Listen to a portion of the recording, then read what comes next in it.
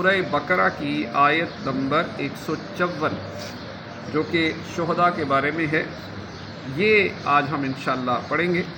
اللہ رب العزت کا فرمان ہے وَلَا تَقُولُوا لِمَن يُقْتَلُ فِي سَبِيلِ اللَّهِ أَمْوَاتٌ، اور جو خدا کی راہ میں مارے جائیں انہیں مردہ نہ کہو، بل احیاء ولکن لا تشعرون، بلکہ وہ زندہ ہیں، ہاں تمہیں خبر نہیں۔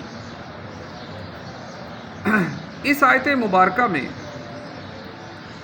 یہ بیان کیا گیا کہ جو شہید ہیں یہ زندہ ہیں، اور کچھ لوگ ان کی شہادت پر افسوس کرتے تھے کہ شہید نعمتوں سے محروم ہو گئے، یہ فوت ہو گئے، یہ دنیاوی نعمتوں سے محروم ہو گئے۔ تب اللہ کریم نے یہ آیت نازل فرمائی کہ جس میں فرمایا گیا کہ انہوں نے فانی زندگی اللہ کی راہ میں قربان کی ہے اور دائمی زندگی کو حاصل کیا ہے۔ اس آیت میں شہداء کو مردہ کہنے سے منع کیا گیا، نہ زبان سے انہیں مردہ کہنے کی اجازت اور نہ دل میں انہیں مردہ سمجھنے کی اجازت۔ ایک دوسرے مقام پر اللہ تعالیٰ نے اس بات کو یوں ارشاد فرمایا، اور جو اللہ کی راہ میں شہید کیے گئے ہرگز انہیں مردہ خیال نہ کرنا، بلکہ وہ اپنے رب کے پاس زندہ ہیں، انہیں رزق دیا جاتا ہے۔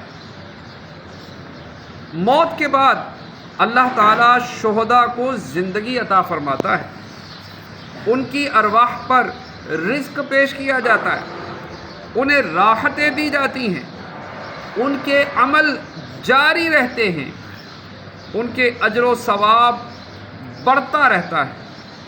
حدیث شریف میں ہے شہداء کی روحیں سبز پرندوں کے بدن میں جنت کی سیر کرتی اور وہاں کے میوے اور نعمتیں کھاتی۔ حضرت انس بن مالک رضی اللہ تعالیٰ عنہ سے روایت ہے، نبی کریم صلی اللہ تعالیٰ علیہ وآلہ وسلم نے ارشاد فرمایا، اہل جنت میں سے ایک شخص کو لایا جائے گا تو اللہ تعالیٰ اس سے فرمائے گا، اے ابن آدم، تو نے اپنی منزل و مقام کو کیسا پایا؟ وہ عرض کرے گا، اے میرے رب عز و جل، بہت اچھی منزل ہے۔ اللہ تعالیٰ فرمائے گا، تو مانگ، کوئی اور تمنا کر۔ وہ عرض کرے گا، میں تجھ سے اتنا سوال کرتا ہوں کہ تو مجھے دنیا کی طرف لٹا دے اور میں 10 مرتبہ تیری راہ میں شہید کیا جاؤں۔ وہ یہ سوال اس لیے کرے گا کہ اس نے شہادت کی فضیلت ملاحظہ کر لی ہوگی۔ پیارے اسلامی بھائیوں، شہادت ایک مومن کا مقصود ہے۔ بہت سارے بزرگ ہمارے شہادت کی تمنا کرتے ہیں۔ حضرت عمر فاروق اعظم رضی اللہ تعالیٰ عنہ شہادت کی تمنا کی ہے۔ تو پیارے اسلامی بھائیوں، شہادت ایک مومن کی منزل ہے، تو منزل جس کو یہ مل گئی تو وہ تو بہت کامیاب ہو گیا۔ پیارے دوستو، الحمدللہ ہم مسلمان ہیں، اور مسلمان کے لیے جو ہے وہ شہادت کو پانا یہ بہت بڑا اس کا مقصد ہے۔ تو جس کو شہادت مل گئی، جس مسلمان کو، تو اس نے وہ مقصد کو پا لیا۔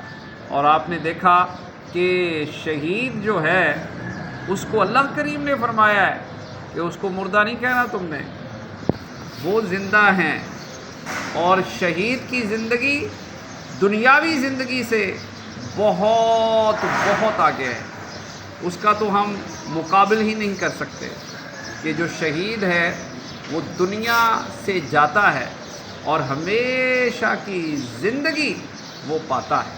تو پیارے اسلامی بھائیوں، الحمدللہ ہم تو مسلمان ہیں، تو مسلمان کے لیے جنگوں میں جانا یا جنگیں کرنا، اگر ان پر تھوپی جائیں جنگیں، تو مسلمان کے لیے تو یہ ایک موقع ہوتا ہے کہ اپنی جان اللہ پاک کی راہ میں دینے کا اس کو اللہ پاک موقع عطا فرماتا ہے۔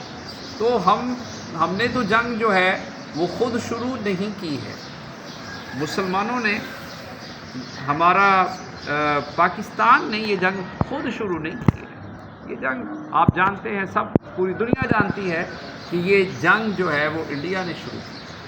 تو اب یہ ہے کہ اب اس کا فیصلہ انشاءاللہ الکریم ہماری فوج کرے گی، اور ہم پوری قوم اپنی فوج کے ساتھ کھڑے ہیں، اور انشاءاللہ ہمارا بچہ ایک ایٹم بم ہے، اور یہ پوری دنیا جانتی ہے کہ ہم بالکل، ہمارا بچہ ہر طرح کی قربانی دینے کے لیے تیار ہے، ہم بالکل ڈرتے نہیں ہیں۔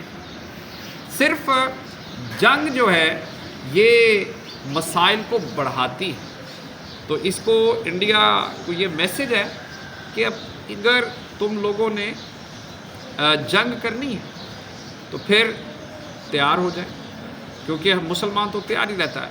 مسلمان کے لیے تو الحمدللہ جنت کے دروازے کھلے ہوتے ہیں، اور ایک کافر کے لیے جہنم کے دروازے کھلے ہوتے ہیں۔